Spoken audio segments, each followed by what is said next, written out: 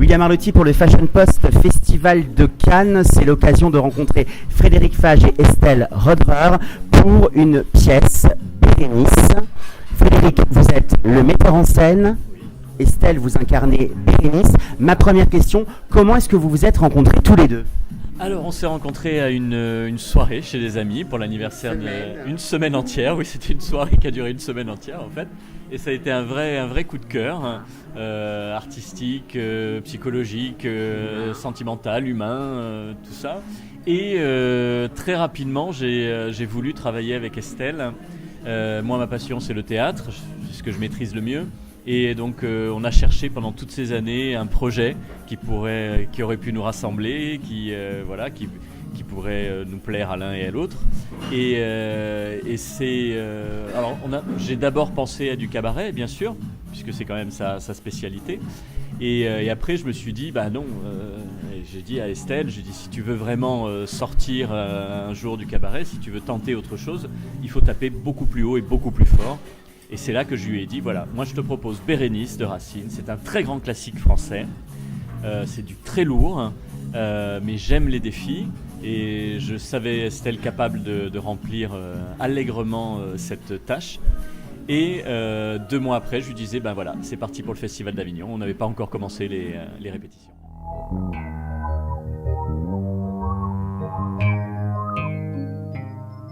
En quoi Bérénice joue un miroir face à votre personnage et votre personnalité? Alors, en fait, Frédéric m'a demandé justement de rester moi-même pour cette Bérénice, donc une femme combattante, une femme qui avance par amour, et puis qui sait aussi prendre des décisions importantes.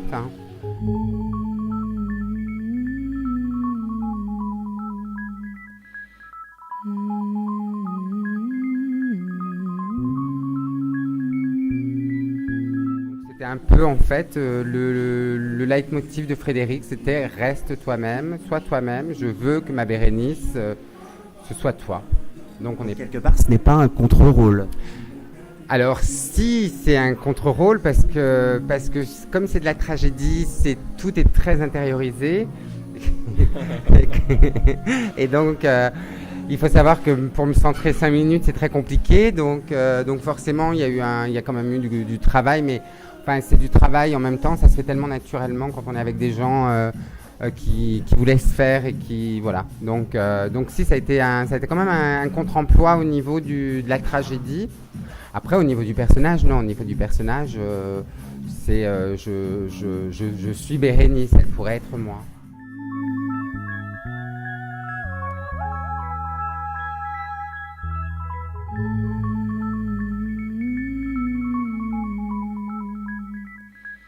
Vous êtes une showgirl, vous venez du monde de la nuit. Quelle est la différence entre les projecteurs d'un cabaret et les lumières d'un théâtre, d'une scène ?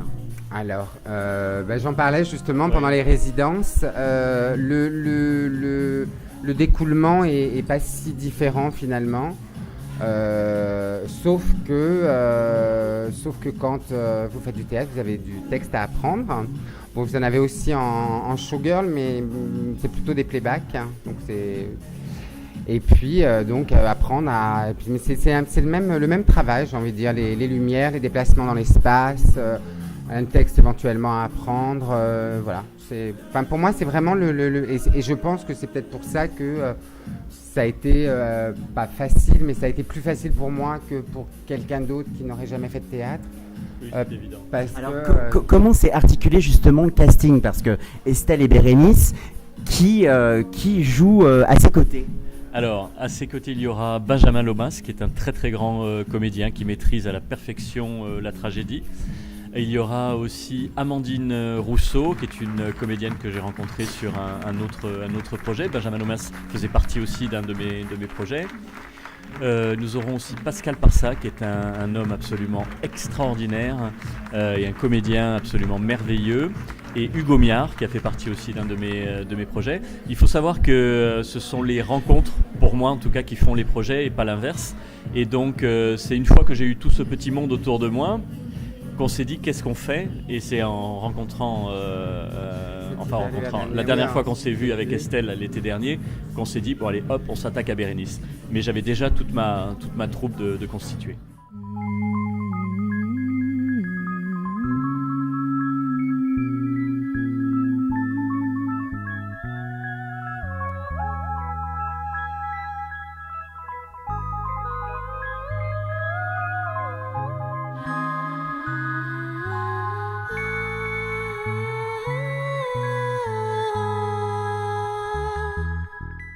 Comment est-ce qu'on dirige, comment est-ce qu'on extrait Estelle du monde du cabaret et qu'on la place justement sur une scène de théâtre? Comment ça se passe justement votre collaboration?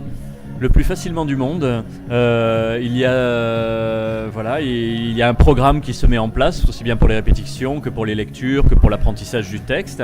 Estelle a intégré la troupe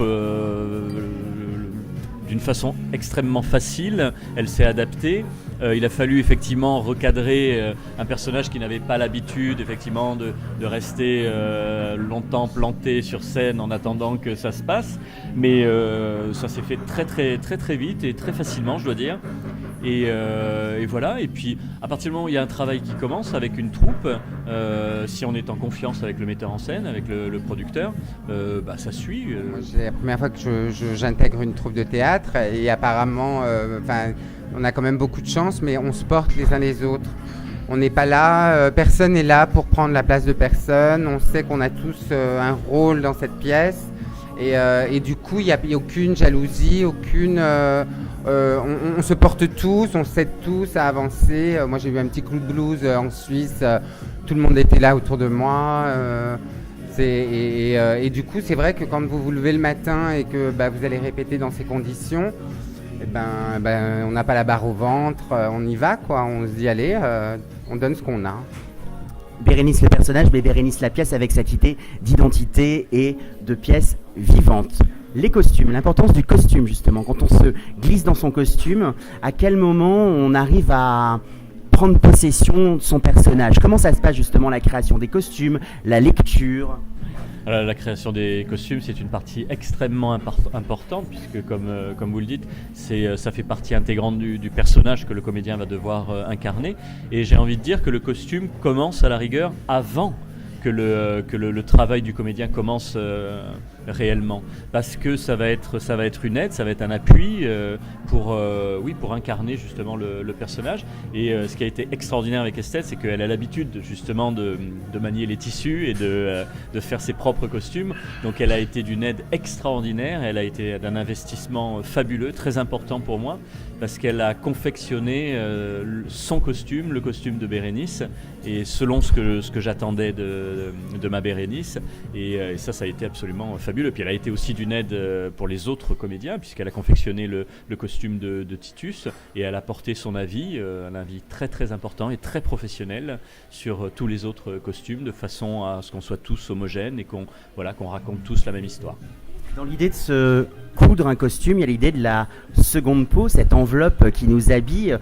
Il y a aussi un peu le mythe de Cendrillon qui, dans son grenier, fait son costume. Mais c'est exactement ça. C'est-à-dire que depuis des années, je confectionne des costumes de cabaret et j'aime ça.